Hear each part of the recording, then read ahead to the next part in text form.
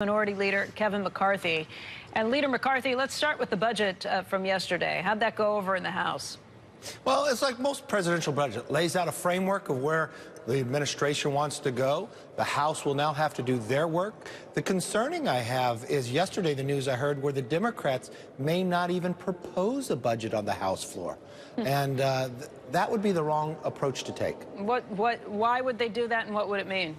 Well, a new article that came out today is that if you've watched the Democrats, they've been in on the floor. It seems like leadership is fighting with freshmen, and last week was a real defining moment. It really felt like the new Democrat socialists, that's what they call themselves, really took over leadership last week. Why, if you watch the resolution proposed against the language that Omar used, they had to water it down to even get it to the floor. Now the latest article is they don't believe they could actually pass a budget on the floor, and they didn't want the public to actually see that. They thought that would be an embarrassment to leadership. So the latest conversations and talks in this article is that the Democrats are thinking about not even doing a budget.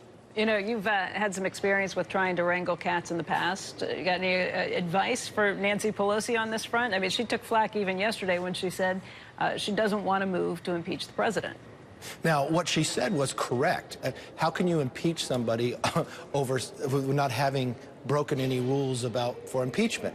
But what you have is, and Nancy Pelosi has this inside her conference, a number of people who wanted to impeach this president the day he won the election. You have Tom Steyer out there spending a great deal amount of money claiming that he has a list bigger than the NRA. He does town hall meetings inside Democrats' districts to get them to make a commitment for impeachment.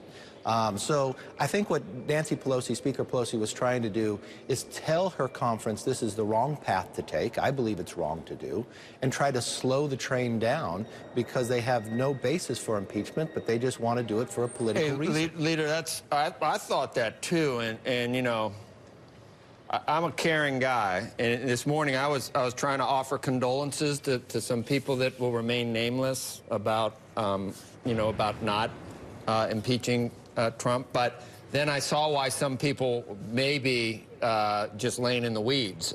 Here's what they're saying about that she was crazy like a fox.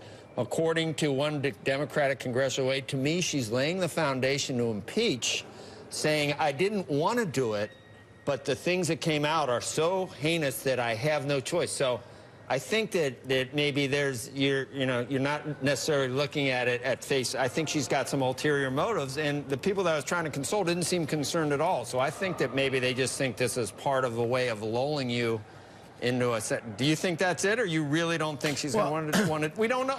Why would she say this before Mueller is out? When Mueller comes out, if there's anything in there that she decides, the forces before they come forward. Yeah, we'll try and quell them. She's saying it so, but she'll say, "Hey, I didn't want to do this, but look at this." I think she looks at it like, "Look, you're going to lose the greater battle. What happens in 2020 if she tries to do this?" Look, I think she's going to take. There's going to be a lot of pushback from a lot of people. This is all they've wanted to do for 2 years. The entire mainstream media, it's all they've wanted to do for 2 years.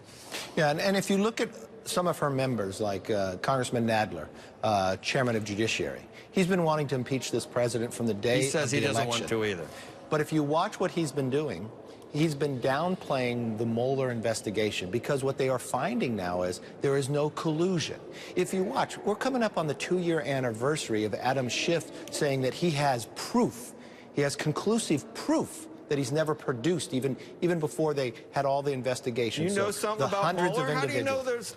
that's what I mean, if I were a Democrat, not saying I'm not, but if I were, how do you know there's no collusion? You don't have you haven't seen the Mueller report, have you?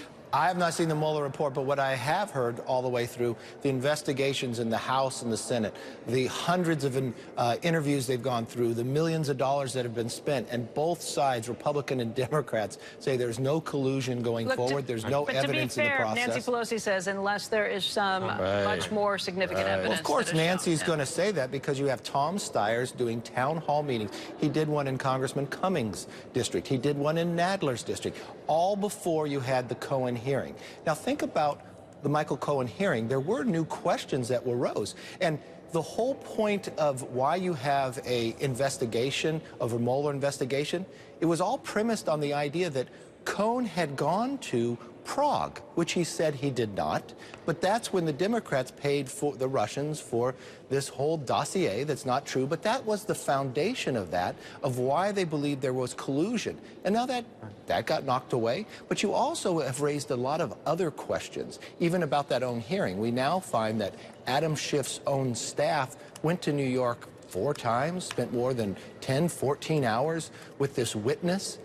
It's kind of different than what Adam Schiff said before. Now we're finding that Adam Schiff has now met with the owner of Fusion GPS that gave you the dossier that didn't tell people before in 2017 when the committee still had real concerns about Glenn Simpson, who owns GPS, had real concerns about what he had said in his testimony. So there's a lot of questions still out there. So I think what Nancy Pelosi was saying is there's no proof. Why are we still going down this? There's nothing coming to the floor that is substantial in legislation. They're not winning the small things they are bringing to the floor, and it's not the majority they thought they would have. Leader, let me ask you a different question, because I think we'll just withhold judgment until we actually know exactly where things stand one way or the other. Look, I think that's, Leader, I think that's hope springs eternal. Hope springs eternal. Way to do it, and I think it's impossible to look at this situation. You're right. And hope springs eternal. Leave them something, Leader. I think you're making Joey's point. To grasp at. Come on. I don't want to get up in the morning if there's nothing to hope for. Leader, where I wanted to go with this conversation is to a bit of a different place for a moment. Sure. That goes directly, actually, to a number of companies in your state, the Facebook, Googles, and other big tech companies, including Apple. Yesterday, or over the weekend, rather, Elizabeth Warren made her case for the idea, not necessarily of breaking up these companies, but at least changing the marketplaces with which they exist. And then very recently, talking about being bipartisan, Rupert Murdoch's News Corporation, Rupert Murdoch, who has been supportive of you on the other side, in Australia, now suggesting that Google should be broken up. Where do you stand?